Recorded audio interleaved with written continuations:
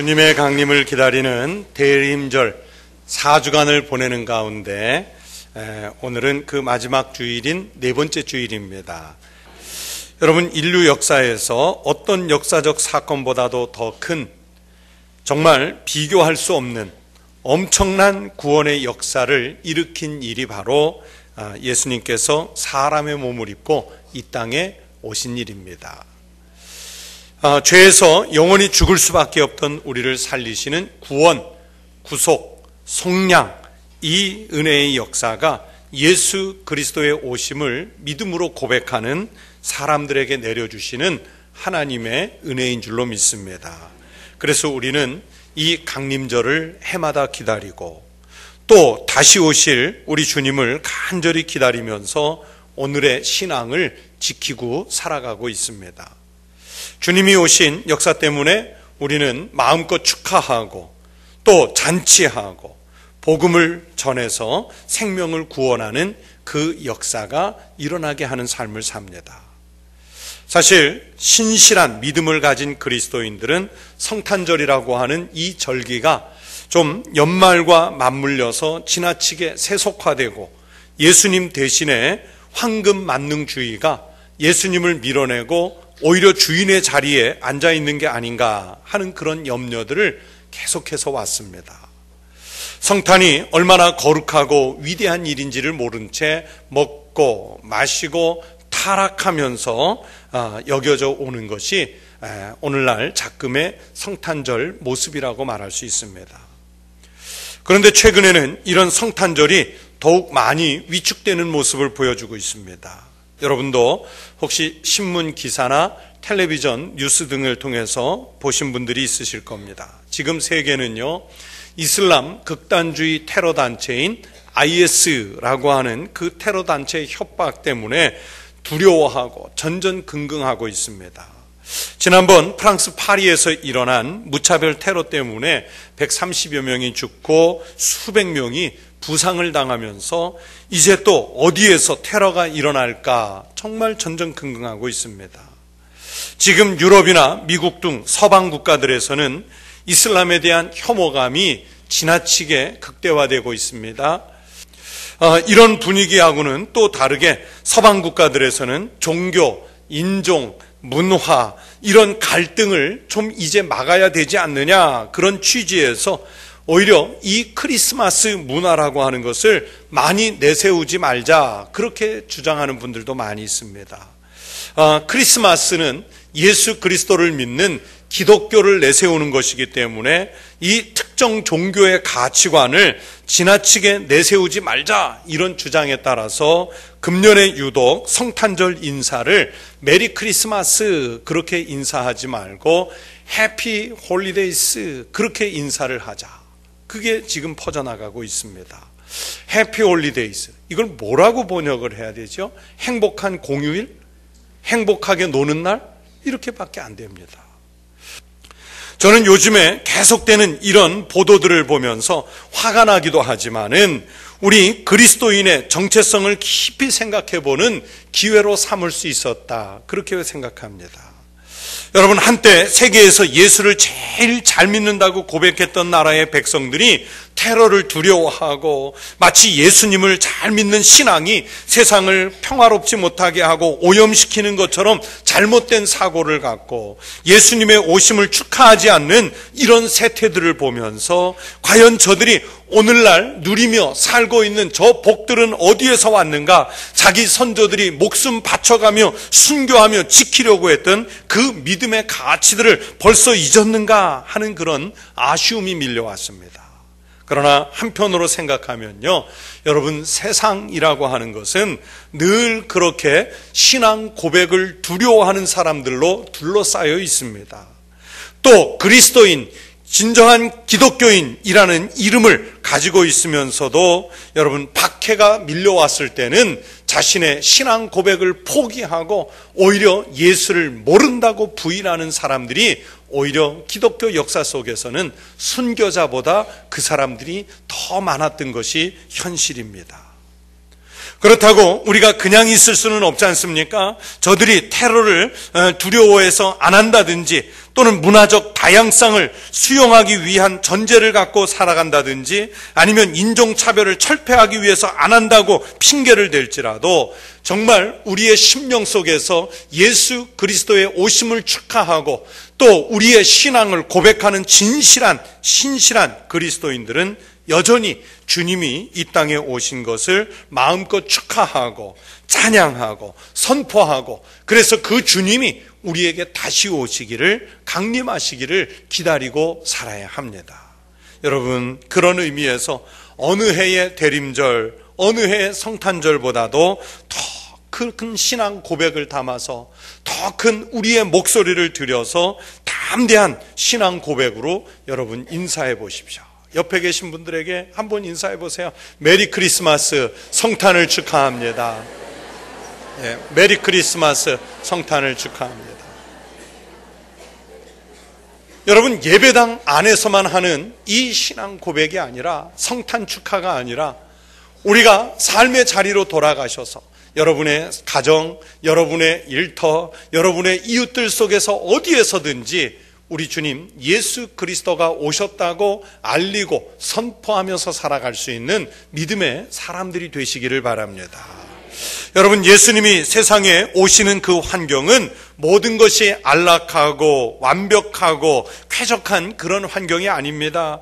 여러분, 세상은 혼란하고 풍경은 어둡고 사람들의 마음은 갈팡질팡하는 혼돈 속에 오셨습니다. 2000년 전 예수께서 강림하실 때 시대적으로는요, 로마의 식민지였고 가난했고 종교적으로는 타락했고 미래는 불확실한 그런 혼돈의 시대였습니다. 예수님은 그런 시대에서 가장 낮고 비천한 모습으로 그리고 가장 초라한 모습으로 우리에게 오셨습니다. 그런데 외부 환경만 그런 것이 아니라 예수님이 이 땅에 오시도록 잉태한 육신의 어머니 마리아라는 그 여인도 여러분 그 시대 환경만큼이나 비천한 모습으로 살아가던 여인이었습니다. 여인은 자기가 가지고 있는 조건에 관계없이 예수님을 탄생하게 함으로써 가장 복된 여인이 되었습니다. 3주 전에 제가 대림절 첫 번째 주일 설교에서 오늘 본문 말씀 바로 앞에 가브리엘 천사가 마리아를 찾아가서 보라, 네가 잉태하여 아들을 낳으리니 그 이름을 예수라 하라 하는 이 잉태 소식을 전한 것을 하나님 말씀으로 전했었습니다. 이 말씀을 수태고지라고 합니다. 오늘 본문은 하나님의 은혜로 잉태한 마리아가 주님을 찬양하는 노래를 부른 말씀입니다. 그래서 오늘 읽은 이 본문 성경 말씀에는 마리아 찬가라는 별명이 붙어 있습니다. 여러분, 이 마리아 찬가에는 마리아가 왜 주님으로부터 선택이 되었는지 그 성품을, 그 신앙을 알 수 있는 내용들이 들어가 있습니다. 오늘 읽은 이 마리아 찬가를 통해서 그러면 우리는 어떻게 다시 주님이 오실 것을 준비하고 살아가야 하는지 마리아의 고백을 통해서 배우고 우리도 마리아와 같은 이 신앙 고백적인 삶을 살아가는 믿음을 배우려고 합니다. 첫 번째, 지난번에도 조금 언급해서 말씀을 드렸는데요, 마리아는 믿음이 있는 여인이었습니다. 어린 소녀였고 배운 것은 없었어도요, 그 믿음만큼은 확고하게 갖추고 있는 그런 여인이었습니다. 여러분, 오늘 본문 39절 40절을 보시면 마리아는 가브리엘 천사로부터 수태고지를 듣고는요, 산골에 있는 유대 한 동네로 가서 장차 세례 요한의 부모가 되는 사가랴와 엘리사벳 부부를 만났습니다. 여러분, 이 엘리사벳 부부도요, 이제 나이가 많아서 전혀 잉태할 수 없는 사람들이었는데 하나님께서 저들에게 잉태하는 은혜를 주셔서 이제 장차 세례 요한이 될 아기를 복중에 잉태하고 있는 그런 모습이었습니다. 예수님을 잉태한 마리아가 방문하니까 엘리사벳의 태중에 있는 아기가, 즉 장차 요한이 될 그 아기가 복중에서 뛰놀았다고 성경은 기록하고 있습니다. 그리고 엘리사벳도 마리아를 만나면서 성령이 충만해졌습니다. 그러면서 42절에서 이렇게 축복하지요. 큰 소리를 불러 이르되 여자 중에 내가 복이 있으며 내 태중의 아이도 복이 있도다. 그런데 마리아를 향한 엘리사벳의 축복 중에 가장 중요한 축복은요, 45절의 말씀입니다. 주께서 하신 말씀이 반드시 이루어지리라고 믿은 그 여인에게 복이 있도다. 하나님의 말씀이 반드시 이루어지리라고 믿은 그 여인에게 복이 있다고 말씀했습니다. 여러분, 마리아는 가브리엘 천사의 수태고지를 그대로 믿었고요, 그리고 그 소식을 그대로 받아들였습니다. 38절을 보세요. 마리아가 이르되 주의 여종이오니 말씀대로 내게 이루어지이다 하매 천사가 떠나가니라. 여러분 생각해 보세요. 만약에 마리아가 내가 잉태하여 아들을 낳으리니 그 이름을 예수라 하라 하는 이 천사의 수태고지를 거절했다면 어떻게 되었을까요? 분명한 사실이 두 가지가 있습니다. 하나는 마리아가 거절을 했더라도 하나님은 하나님의 방법으로 구원의 역사는 이루셨을 것이라는 사실입니다. 그리고 또 다른 하나는, 그러면 마리아는 복받은 여인이 되지 못했을 것이라는 사실입니다. 여러분, 마리아는 믿음의 사람이었습니다. 그래서 고백하지요. 주의 여종이오니 말씀대로 하옵소서. 말씀대로 내게 이루어지이다. 여러분, 그렇게 믿음으로 그 수태고지를 받았습니다. 엘리사벳도 바로 이 부분을 다시 한번 짚어주고 있습니다. 48절을 보세요. 주께서 하신 말씀이 반드시 이루어지리라고 믿은 그 여인에게 복이 있도다. 여러분, 45절에서 말씀하는 누구에게 복이 있다고 말씀합니까? 믿은 그 여인에게. 그렇게 믿은 여인이 누굽니까? 바로 마리아이잖아요. 마리아는 천사가 전해준 말씀을 그대로 받았고 그대로 온전히 믿었습니다. 그래서 오늘 성경은 그 여인이 복이 있다고 말씀합니다. 여러분, 신앙생활의 모든 것은요, 믿음에서 출발합니다. 그리고 신앙생활의 모든 과정도 믿음의 과정이라고 말할 수 있고요, 장차 우리가 하나님 앞에서 내 삶에 대한 결산을 할 때도 여러분, 주님께서 정말 세밀하게 보시는 것은 바로 우리의 믿음입니다. 그 믿음을 가지고 결산을 받는 거예요. 그래서 우리가 세상 어떤 것을 다 버려도 여러분, 정말 버리지 말고 우리가 굳건하게 지켜야 할 것은 바로 주님을 믿는 그 믿음인 줄로 믿습니다. 여러분, 믿음을 반드시 지키셔서 이 마리아 여인이 그랬던 것처럼 주님으로부터 복을 받은 사람으로 인침을 받는 믿음의 사람들 되시기를 주의 이름으로 축원합니다. 또 두 번째, 마리아의 성품을 보세요. 대단히 겸손한 사람이었습니다. 여러분, 이 겸손을 오늘 성경 말씀에서는 비천함이라고 표현했습니다. 여러분, 믿음으로 하나님의 명령을 받아들인 마리아는 이제 주님을 찬양하죠. 그런데 그 찬양의 첫 고백이 바로 자신의 비천함을 고백하는 내용입니다. 내 마음이 하나님 내 구주를 기뻐하였음은 그의 여종의 비천함을 돌보셨음이라. 보라, 이제 후로는 만세의 나를 복이 있다 일컬으심이로다. 여러분, 우리 하나님을 깊이 만나고 하나님의 은혜를 체험한 깨달은 사람들이 보일 수 있는 첫 번째 반응은 먼저 주님 앞에 납작 엎드리는 것입니다. 주님의 은혜를 정말 가슴 깊이 받아들이면 주님 앞에 고개를 들 수 없어서 엎드리게 되어 있습니다. 예수님의 첫 번째 제자 베드로가 예수님을 처음 만난 다음에 그분이 하나님의 아들이신 것을 알게 되자마자 뭐라고 고백합니까? 주여, 나를 떠나소서, 나는 죄인이로소이다. 이 고백부터 하잖아요.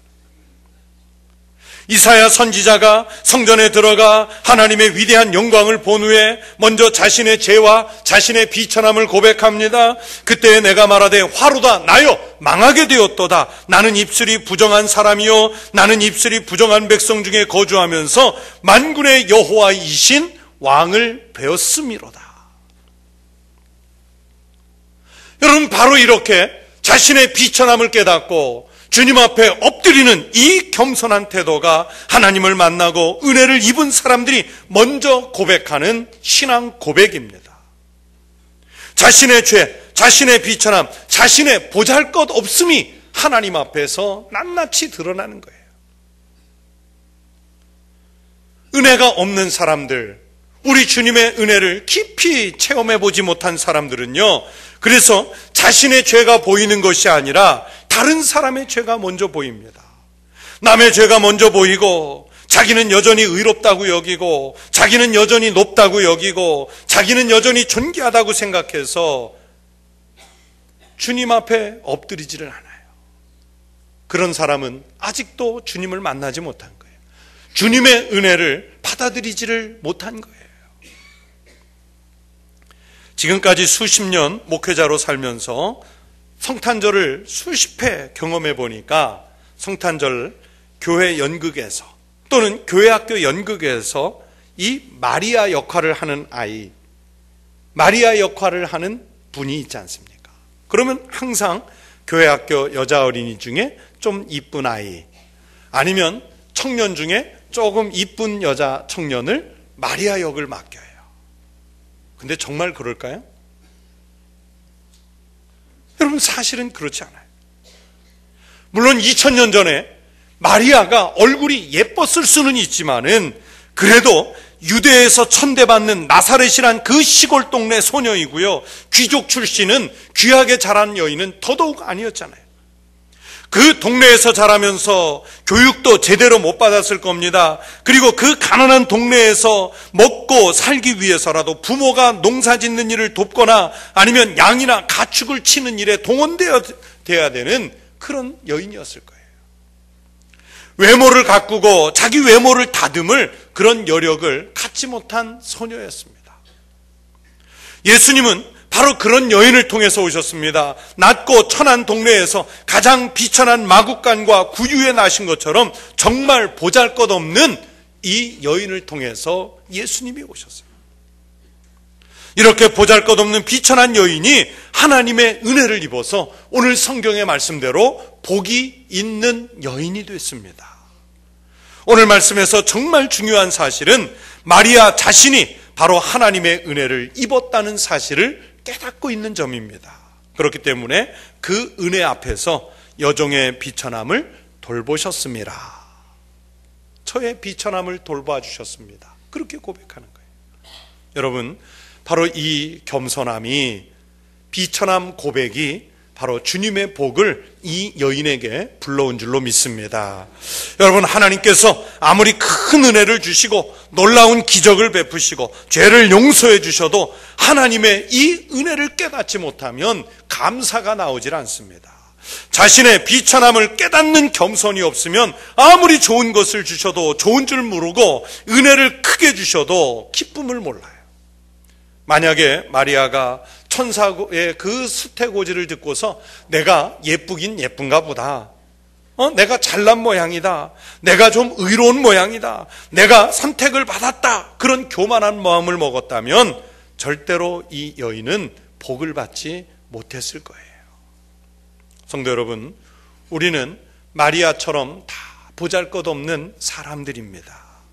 비천한 죄인에 불과한 사람들입니다. 다 사망에 들어가서 음부에서 고통받을 인생에 불과했습니다. 그런데 주님이 우리를 구원하시기 위해서 오신 줄로 믿습니다. 내가 잘나서 구원받은 것도 아니고 내가 특별한 공로가 있거나 내가 남들보다 의로워서 구원을 받은 것이 아닙니다. 내가 죄인임을 고백할 때 그 회개를 받으시고 복을 주실 줄로 믿습니다. 내가 약함을 고백할 때 강하게 하시는 권능을 주실 줄로 믿습니다. 내가 내려가려고 하는 겸손이 있을 때 높이시는 은혜를 주실 줄로 믿습니다.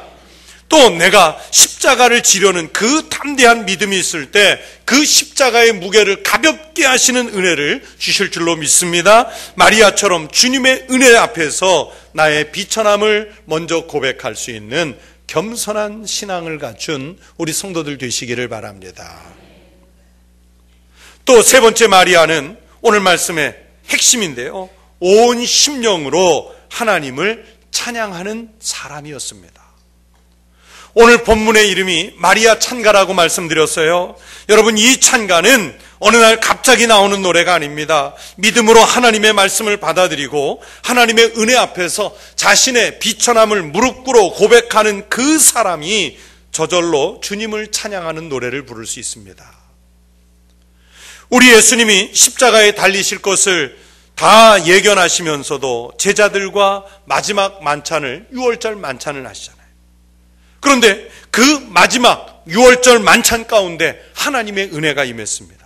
그리고 만찬 후에 감람산으로 우리 주님 마지막 기도를 가시는데, 여러분, 이 감람산에서 드리는 마지막 기도는 피와 땀을 쏟아내고 정말 생명까지 걸고 드리는 처절한 기도였지 않습니까? 우리 주님은요, 그 처절한 기도를 감람산에서 드릴 것을 알고 가시면서도 주님을 찬미하면서 감람산으로 나아갔습니다. 그래서 성경이 말씀합니다. 이에 그들이 찬미하고 감람산으로 가니라. 천사의 수태고지를 들은 마리아 앞에는요, 수많은 난관이 가로막고 있습니다. 여러분, 처녀가 잉태했다는 이 엄청난 사실 때문에 사람들로부터 편견을 받고 사람들로부터 질타와 손가락질을 받을 일들이 놓여 있습니다. 그리고 하나님의 아들을 낳은 후에 자신에게 불어닥칠 후폭풍들이 있을 것을 알고 있습니다. 그럼에도 불구하고 마리아는 하나님 앞에 찬가를 불렀습니다. 마리아가 이르되 내 영혼이 주를 찬양하며 내 마음이 하나님 내 구주를 기뻐하였으면.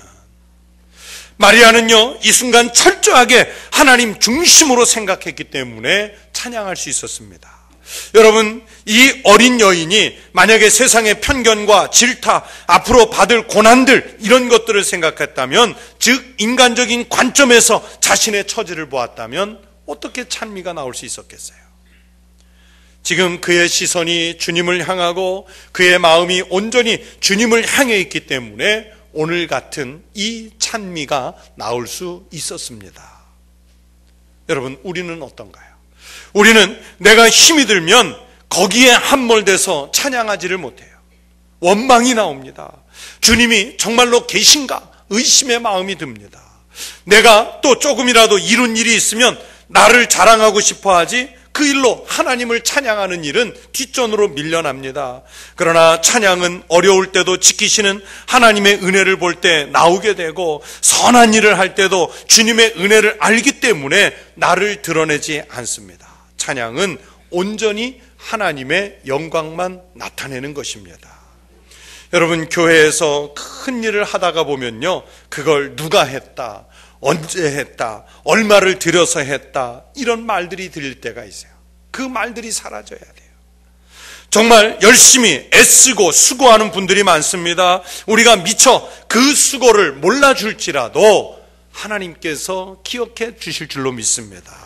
그 공로를 내가 했다고 해서 하나님의 은혜를 우리가 가로채서는 안 됩니다. 다 하나님께서 하신 일입니다. 그러므로 우리는 오직 하나님께만 영광의 찬미를 돌려드려야 할 줄로 믿습니다.